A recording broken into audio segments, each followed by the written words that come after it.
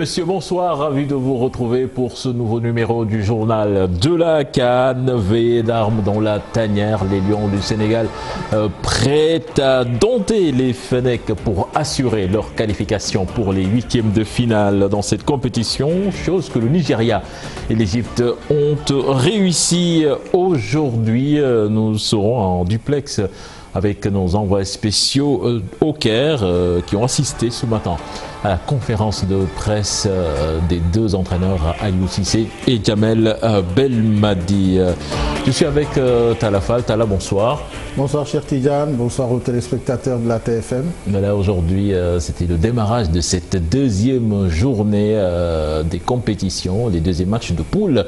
Et on sait qu'il y a de grosses affiches dans ces deuxièmes journées. Et ça a commencé dès aujourd'hui avec le Nigeria qui a joué avec l'équipe de la Guinée. Le Sénégal va rencontrer l'Algérie. On aura l'opposition Côte d'Ivoire, Maroc également. Deux belles affiches.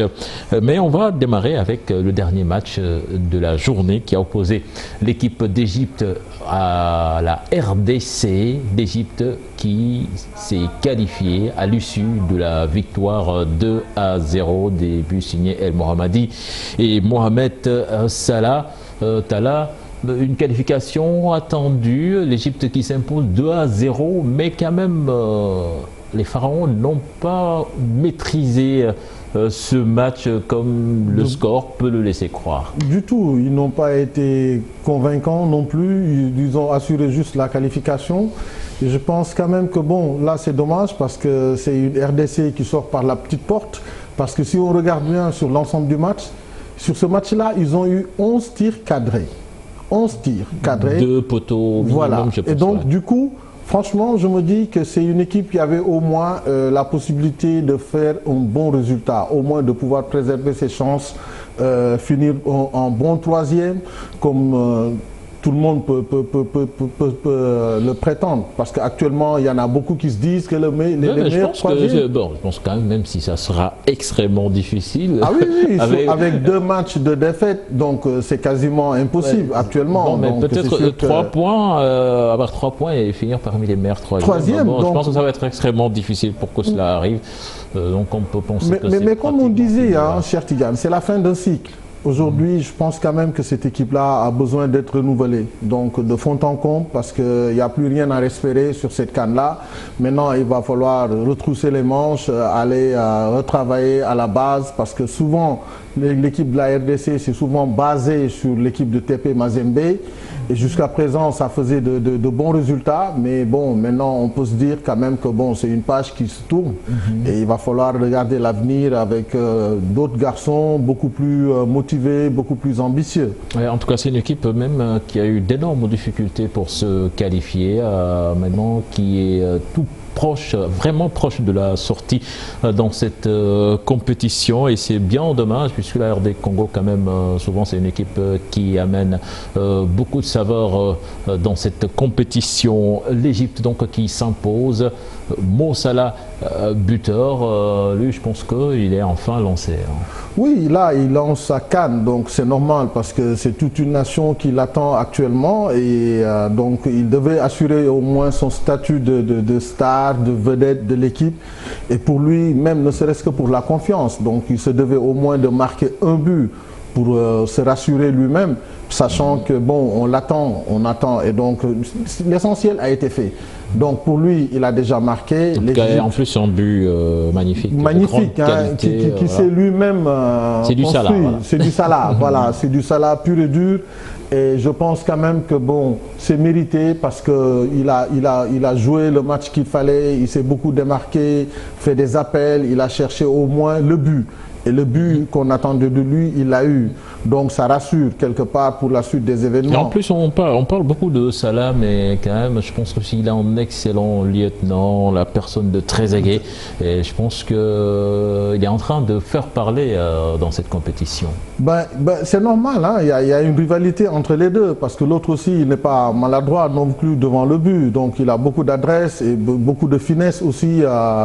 Techniquement, il est bon. Et donc il joue chez lui. lui, donc il est en pleine confiance et donc il a déjà marqué un but.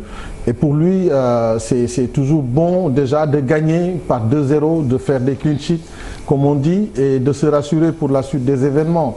Et je pense quand même que l'équipe égyptienne va monter, va aller crescendo, comme on dit, monter en puissance. Et pour le prochain match, je pense quand même qu'ils auront besoin au moins de gagner largement parce qu'ils jouent chez eux quand même, quoi qu'on puisse dire. Mais quand même, je pense que on est dans une compétition très très longue. L'Égypte qui gagne ses 2 matchs sans prendre de but, même si c'est pas en toute maîtrise, mais quand même. On sent que c'est une grande équipe qui joue à domicile et qui sait que l'objectif final pour elle, c'est le trophée. Le trophée. D'autant plus que eux, c'est clair, dans leur tête, c'est gagner le trophée. Et donc là, il faut gérer au moins les efforts. Et je pense qu'à ce niveau de compétition, on ne doit pas se précipiter. On est dans un tournoi, c'est déjà bon de se qualifier comme ça, juste après 2 matchs. Et par la suite, je pense quand même qu'ils vont vouloir changer un peu, donner du temps de jeu un peu à l'équipe pour permettre aux autres aussi de démarrer leur CAN. Et je pense que même quelque part que c'est normal. Jouer une CAN, c'est un tournoi. Et le tournoi, ça dure quand même. Faire le plan, c'est au bénéfice parce que ça te permettra d'avoir certainement l'équipe la moins bien classée des qualifiés en 8e. Et ça, je pense que les Égyptiens l'ont en tête dans l'autre match de cette poule A, l'Ouganda et le Zimbabwe ont partagé les points dans un match âprement disputé, ce duel d'anglophones. Et ce sont les Ougandais qui ont ouvert le score par Okwi. Okwi, je pense, qui marque son 2e but dans cette compétition. C'était à la 12e minute. Et c'est Biliat, un très bon joueur, très technique, qui réussit à égaliser pour le Zimbabwe à la 40e minute. Une équipe ougandaise, Tala, qui quand même, on a l'impression, s'est endormie après avoir ouvert le score. Une équipe qui commence à, je sais pas, qui est sûre de ses forces, mais quand même qui s'est laissé surprendre. Oui, mais aussi il faut voir qu'il y avait un Zimbabwe revanchard, parce que le Zimbabwe, lors du premier match, nous avait donné au moins l'impression de pouvoir faire mieux que ce qu'elle avait fait jusqu'à maintenant. Et là, sur ce second match, je pense quand même qu'ils ont dû jouer avec leur qualité en se disant que rien n'était perdu, qu'il y avait de la place pour revenir au score, même après avoir encaissé un but. Et sur ce match-là, quand même, on sent qu'il y a de la qualité dans cette équipe. Ils auraient même pu l'emporter parce que de part et d'autre, on a assisté à un match plaisant. Et ça jouait bien, il n'y avait pas de faute, il n'y avait pas de temps mort. Et au final, c'est quand même mérité. Bon, le score de parité à 1 partout, c'était normal. En tout cas, ce n'est pas une mauvaise opération pour l'Ouganda qui, avec 4 points, peut réellement espérer faire les 8e de finale. C'est déjà 4 points, on est bien placé pour faire partie des meilleurs 3e. Et cette équipe n'aura besoin que d'un match nul pour finir au pire 2e de sa poule, ça veut dire directement qualifié. C'est pour dire qu'il y a de la qualité aussi dans cette CAN, parce qu'aujourd'hui quand on voit le niveau de jeu de ces matchs, donc on peut se dire quand même que le niveau est très bon, il y a du jeu, il y a de l'engagement et il y a de la maîtrise aussi sur le plan tactique, technique. Aussi, on voit de beaux matchs et parmi ces matchs-là, moi je peux citer celui que j'ai vu tout à l'heure avec l'Ouganda et le Zimbabwe.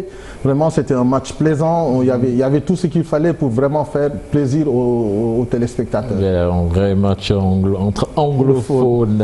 Le tableau donc de cette poule A. Après la 2e journée, l'Égypte, leader, est qualifiée avec 6 points. L'Ouganda bien placé en 2e position avec 4 points. Le Zimbabwe peut prétendre à la qualification. Le Zimbabwe, en cas de victoire, pourrait prétendre à la 2e place ou à une place de meilleur 3e. Et la République démocratique du Congo extrêmement mal parti, voire presque pour éliminé. Le Zimbabwe, contre la RDC, parce que la RDC voudra au moins avoir une victoire sur cette CAN-là. Avec beaucoup de buts pour espérer, mais quand même ça va être extrêmement difficile vu comme cette compétition est partie. En début de journée, c'était une grosse affiche qui nous a été servie entre l'équipe du Nigeria et la Guinée, nos voisins guinéens qui ne sont pas bien pour le moment dans cette compétition, qui ont été battus par les Super Eagles quand même, qui montrent qu'ils seront bien là et qu'il faudra compter avec. Je vous propose de suivre le résumé de ce match signé Chersali Bougara. Le Nigeria, première nation qualifiée pour les quarts de finale de la CAN. Les Super Eagles légèrement favoris ont imprimé un bon rythme face au Sili national. Ils se créent les meilleures occasions à l'image d'Igalo qui tire à côté au lieu de servir un partenaire idéalement placé dans l'axe. Iwobi, très remué en attaque, a également été un danger permanent. Le Sili national, bien en place, a eu du mal à se créer de réelles occasions devant une charnière centrale nigériane hermétique. Finalement, c'est à la 73e minute, sur corner, que Omerewu, d'une tête imparable, trompe Koné. Il faisait un très bon match. Le frigo bi ba keroog kan bi jeex frigo bi des sport moo ko moom mooy suñu caabi kurum tuddi loolu doo naan duñ la may yéen a ngeen jëf parce que kanam tuddi Babacar doo naan duñ la may ñoo bay. Les Super Eagles, sûrs de leur force, gèrent la fin du match et assurent du coup leur qualification pour les huitièmes de finale. La Guinée, elle, est en grand danger. Avec seulement un point au compteur, le Sili est dans l'obligation de battre le Burundi lors de la dernière journée pour espérer voir les huitièmes de finale. Voilà, le Nigeria qui valide sa qualification pour les huitièmes de finale. Alors tout à l'heure, dans ce match, quand même, on a vu une équipe nigériane qui semblait plus fort, mais que la Guinée, même bien dans le match, n'arrivait pas à se créer de réelles occasions pour inquiéter cette défense nigériane. Oui, c'est vrai que devant, ça manquait de percussion au niveau de l'attaque guinéenne parce qu'on a senti que même si la préparation était bonne, mais dans le dernier tiers, on sentait qu'il n'y avait pas grand monde donc pour pouvoir au moins résister à la défense nigérienne. Donc sur ce côté-là, même s'il y a eu quelquefois du beau jeu, des appels et tout, mais dans le dernier tiers, vraiment, on n'a pas senti l'équipe guinéenne. Parce que c'est là où vraiment ils ont pêché, ils ont essayé par moments de faire le jeu, mais ça n'a pas marché. Par contre, ce que j'ai remarqué, c'est que les Nigériens ont su jouer leur jeu, être appliqués, concentrés et ne pas se précipiter et jouer sur les ballons. Malgré les difficultés extra, les problèmes de prime quand même, c'est une équipe... Comme chez les Camerounais actuellement, donc ça a été le cas. Mais ils ont su gérer leurs problèmes en interne. Comme l'a dit l'entraîneur Gernot Rohr, il a dit, de toute façon, on en a eu des problèmes, mais on s'est parlé. Donc maintenant, on est en pleine compétition, il faut assurer l'essentiel, se focaliser sur l'objectif qu'on a. C'est-à-dire d'assurer au moins la qualification au second tour, d'autant plus qu'ils ont été absents pendant au moins 6 ans. Comme s'ils ont été mondialistes. Mais mondialistes n'empêche quand même que c'est une équipe qui a été renouvelée, quand même il y a eu de la jeunesse. Donc ce qui veut dire aujourd'hui, cette équipe-là peut aller très loin. En tout cas, moi, je mets une pièce sur cette équipe du Nigeria qui, ma foi, est extrêmement homogène avec des joueurs très rigoureuse. C'est-à-dire que c'est une équipe très rigoureuse, très appliquée. Et ils sont bien concentrés au niveau de la défense. Tu sens qu'il n'y a pas beaucoup de fautes, il n'y a pas beaucoup de déchets. Donc, franchement, il faudra compter sur eux. Ouais, il faudra compter sur cette équipe nigériane. Pour parler de la Guinée, quand même, sur cette ouverture du score nigériane, quand même, on peut parler d'énormes erreurs de l'entraîneur Paul Put parce qu'il a fait ce changement. Il sort en défenseur alors qu'il y a un corner. Et ça, je pense que les entraîneurs ne le font plus parce qu'à chaque fois, c'est une erreur qui se paye cash. Cash, ouais. Tout le monde le dit et tout le monde l'a constaté. Et donc maintenant, c'est devenu une règle. Plus personne n'ose faire un changement entre un corner ou sur une action qui se passe dans sa zone. Et lui, il a failli à la règle et donc il l'a payé cash. Donc il ne peut qu'en s'en vouloir à lui-même. Il ne faudra pas demain qu'il dise oui, tu aurais dû, parce que le placement et le replacement, c'est-à-dire que dans cette surface de réparation, généralement, comme on dit en basket, c'est homme à homme. Donc chacun prend son adversaire, donc qui est à côté de lui. Mais au moment de faire le changement, c'est sûr que ça perturbe. Les gens ne sont plus concentrés. Ouais, qui c'est qui va prendre qui? Complètement seul au premier retour. Voilà, donc comme eux aussi, les Nigérians, ils sont très bons de la tête. Et le défenseur, donc, il use et abuse de sa détente parce qu'il a une bonne détente et il coupe le ballon au premier poteau alors que personne ne s'y attendait. Donc il n'y avait pas de marquage strict sur les adversaires qui étaient en place. Voilà, donc la Guinée qui sera obligée de remporter son prochain match. Ce sera face au Burundi pour espérer se qualifier. Sinon, ce sera la porte. Je pense que quand même, ce serait une tache noire vraiment incompréhensible pour cette équipe, vu le talent qui compose. Oui, mais devant j'ai remarqué que devant aussi, il n'y avait pas beaucoup de percussions et ce n'était pas les choix justes qu'il fallait faire au moment de la frappe, au moment de faire un appel. Est-ce que c'est à celui qui est le mieux démarqué qu'on doit faire la passe ou pas? Mais ça, je pense quand même un Naby Keïta dans un bon jour, vraiment, parce que là, tu sentais qu'il était diminué physiquement. Ouais. Et les Nigériens aussi l'ont poussé à vraiment avoir des duels répétitifs. Hein, et donc, ça l'a usé. Et donc, ce qui fait quand même que, bon, on n'a pas vu un bon Naby Keïta. Rien n'est perdu pour le Sili. Il faudra battre le Burundi. Avoir 4 points, qui sait, ça peut vous amener en 8e de finale. Le tableau provisoire de la poule B, donc avec le Nigeria largement en tête avec 6 points et qualifié. Madagascar deuxième pour le moment. Ce n'est qu'un classement provisoire puisque les deux autres équipes n'ont pas encore joué. Elles vont jouer demain. Madagascar, Guinée avec 2 matchs, 1 point. Burundi également avec 1 point. En un match. Voilà, c'était les matchs de la journée. À présent, nous allons parler de ce match qui nous intéresse demain, Sénégal-Algérie. Avant de vous donner la parole, Tala, on va au Caire retrouver nos envoyés spéciaux, Mamadou Ndiaye, Mor Kharma et Ahmed Niang. Vous êtes en ce moment même dans la salle média pour nous faire le compte-rendu de cette conférence de presse. Mamadou Ndiaye, bonsoir.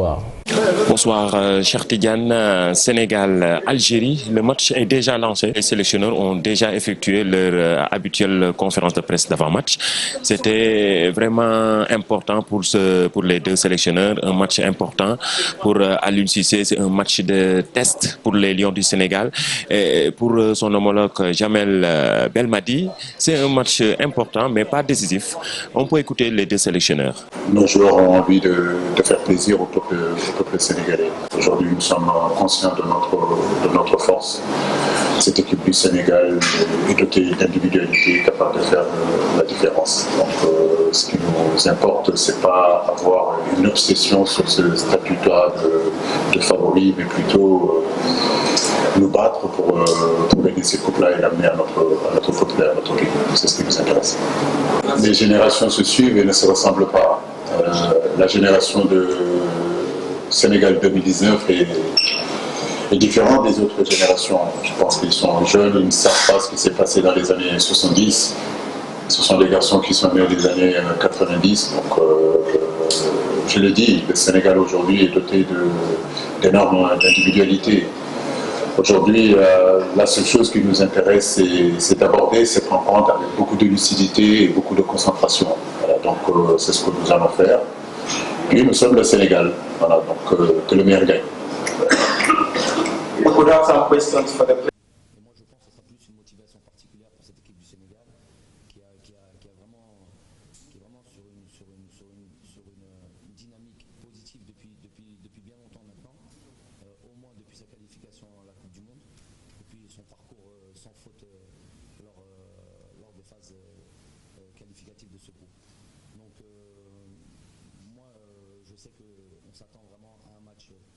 Très difficile, avec une équipe du Sénégal qui, sur toutes les lignes, est bien renforcée, avec un banc de touche bien fourni aussi. Donc, un match vraiment difficile. Et j'appellerais pas ça une finale. Alors, si vous voulez dire une finale de ce groupe-là, mais vous savez, avec la nouvelle formule des 24 équipes et tout ça, tout le monde a son mot à dire encore. On est encore loin du compte, même si on a bien démarré à l'Algérie et le Sénégal. Il restera encore un match derrière. Donc, je dirais même pas finale du groupe. Il y a un match à prendre. Un match important, mais pas un match décisif. C'est une occasion aussi d'interpeller nos confrères du journaliste, un journaliste algérien, nos confrères algériens. Mohamed, c'est un match test, mais pas décisif. Oui, comme il a si bien dit, c'est un match important mais pas décisif pour la suite du parcours. Il s'agit du deuxième match seulement. Les deux équipes vont aborder ce match avec l'envie d'enchaîner une deuxième victoire qui leur permet de valider leur qualification avant le dernier match. Que ce soit la Tanzanie contre l'Algérie ou le Kenya contre le Sénégal. L'importance de sceller la qualification, c'est dans une première édition qui se joue à 24 nations, pardon. C'est important de permettre aux titulaires de souffler pour le dernier match et aborder le 8e de finale avec plus de sérénité, de force surtout, de fraîcheur. Oui, on a entendu Jamel Belmadi a précisé que ce n'est pas la finale du groupe C. Oui, c'est une tactique pour lui, comme d'ailleurs pour Cissé. Les deux sélectionneurs évitent de porter trop de pression pour ce match. Mais apparemment, ils se renvoient la balle. Oui. Pas seulement aujourd'hui, déjà depuis le début, depuis leur arrivée au Caire ici, ils ont évité d'entrer entre guillemets. Peut-être pour avoir vécu ensemble en France, ils ont joué ensemble en petite catégorie. Parfaitement, ils ont vécu ensemble en France, ils ont joué l'un contre l'autre dans les jeunes catégories en France, dans un club parisien. Ça va être une bataille tactique avant d'être se projeter sur le terrain avec les Mané, les Baldé, les Mahrez et Firoli. Ça va être très très ouvert. Match équilibré, je pense, même si l'Algérie a un ascendant psychologique pour n'avoir jamais perdu face au Sénégal en phase finale de la CAN. Ça va être un ascendant psychologique pour les Algériens, mais ça va être une motivation supplémentaire pour le Sénégal, comme selon les propos de Belmadi. Ça va être très dur. Merci, ça va être un match très dur, on peut dire, même si ce n'est pas la finale pour certains. Mais c'est bien de préciser que, comme l'a dit Aliou Cissé, c'est un match important et que ces jeunes-là doivent réécrire l'histoire du football sénégalais. On va chercher un autre confrère, Idrissa Sané de l'Observateur, du journal Observateur. Il dit, vous avez écouté les deux sélectionneurs, apparemment ils se renvoient la balle. Oui, ils se renvoient la balle et c'est de bonne guerre quand même. J'essaie à chacun essayer de mettre la pression sur l'autre. Et c'est de bonne guerre. Après, c'est un match de pression. Tout le monde sait que les matchs entre l'Algérie et le Sénégal, c'est toujours des matchs compliqués et attendus. Et surtout que pour cette fois, donc ces deux équipes qui ont commencé la compétition avec une victoire chacune, 2-0 donc il y a une égalité parfaite pour aller prendre donc cette première place. On va attendre un match tactique. Oui, tactiquement, ça va se faire parce que déjà, c'est deux coachs qui se connaissent bien. Ils ont grandi ensemble. Déjà, si vous écoutez le coach algérien, vous parlez de la manière dont Aliou Cissé peut classer son équipe. Vous vous rendez compte qu'il connaît bien l'équipe du Sénégal. Donc, il va essayer de tout faire peut-être pour contrer l'équipe du Sénégal. Et c'est clair qu'Aliou Cissé fera autant. Donc, il faut s'attendre à un match tactiquement très serré également. Voilà, il faut s'attendre à un match très serré, un match tactiquement aussi. Les deux coachs vont essayer de sortir du bon jeu, peut-être. En tout cas, c'est un match test pour Aliou Cissé. Effectivement, c'est pour l'équipe du Sénégal, je pense que c'est le premier match test pour voir si cette équipe-là, en tout cas, a le cran pour aller plus loin dans cette compétition. Il sait pas que l'Algérie qu'il faudra gagner pour gagner cette CAN-là, mais c'est toutes les grandes équipes et comme l'Algérie est une grosse pointure, donc ce sera un match référence comme on dit. Après, c'est pas le match le plus important de la compétition.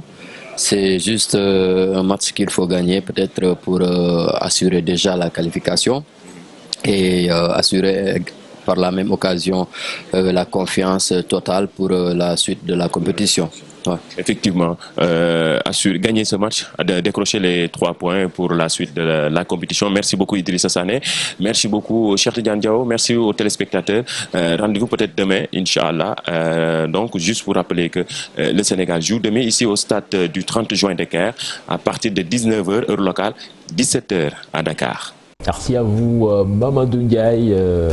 Le Sénégal donc qui va essayer de se qualifier face à l'Algérie. Côté algérien également, l'objectif est le même, gagner une deuxième match dans cette compétition. Tala, demain, donc c'est la finale. Bon, on peut dire que la finale de ce groupe. Parce qu'il reste encore un autre match, mais la finale du leadership, ce sera demain entre deux nations qui auront à cœur de montrer à la face de l'Afrique qu'ils sont là pour gagner. Absolument, c'est deux favoris. Hein. Donc l'Algérie comme le Sénégal font partie des favoris de ce tournoi. Et chacune des équipes voudra au moins prendre un ascendant sur ce match-là, parce qu'après ça va beaucoup jouer sur la suite du tournoi.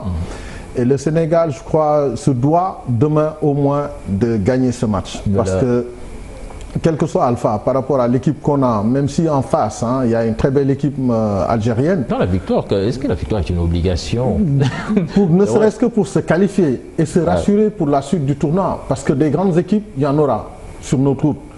Et à partir de ce moment, je pense quand même qu'on pourra au moins jauger réellement de la qualité de cette équipe dont on parle depuis un bon bout de temps. Mais je pense que ce match-là aussi, il faut relativiser. Parce que tu peux, je sais pas, on ne le souhaite pas, mais même s'il y a contre-performance, le Sénégal ne sera pas en danger. Et je pense que quelque part aussi, ce serait pas mal qu'on note ce statut d'hyper-favori à cette équipe du Sénégal. Pas d'hyper-favori, cher Tidiane, mais on fait partie des favoris. On doit assurer nos statuts. On doit jouer pour gagner ce match. On ne doit pas jouer avec le frein en main en se disant non, même si on joue, on ne perd pas, on joue le match nul. On doit assurer notre statut de favori. L'équipe est arrivée à maturité. Et Sadio Mané, il sera extrêmement attendu. Il sera attendu. Il va falloir qu'il assure, qu'il soit présent, qu'il montre quand même qu'il a le statut de star aujourd'hui. Ce n'est même plus une vedette simple qui arrive en Coupe d'Afrique, mais une star qui se présente pour une Coupe d'Afrique. Et donc, ce match-là, il va le jouer et il va montrer à tout le monde quand même qu'il mérite le rang qu'on lui donne. Et c'est pas pour rien quand même qu'aujourd'hui, il est courtisé par les grands clubs européens. Et donc, à partir de ce moment, d'autant plus que le Sénégal a déjà gagné sans lui. Même si on a manqué d'efficacité sur le match contre la Tanzanie, mais on s'est créé d'énormes occasions. Maintenant, à lui de venir confirmer quand même que le statut de Sadio Mané est mérité. Le statut de star qui sera très attendu demain. Et on l'espère qu'il fera très mal à cette équipe algérienne. Le programme justement de demain avec à 14h30 Madagascar qui jouera contre Burundi. C'est dans la poule B. La poule C, la poule du Sénégal, 17h. Sénégal-Algérie et à 20h Kenya à Tanzanie. C'était tout. Merci Tala. On vous donne rendez-vous demain. Déjà avec le plateau d'avant-match à 16h qui sera animé par Mamfatou Ndoye. Et on vous retrouvera pour le journal de la CAN. Mais en attendant, on vous laisse avec nos jumelles Ma et Mota. Excellente suite de programme en compagnie de la TFM. Et tout de suite après, il y aura Maximum avec Malal Junior Diagne et Abba Nostra.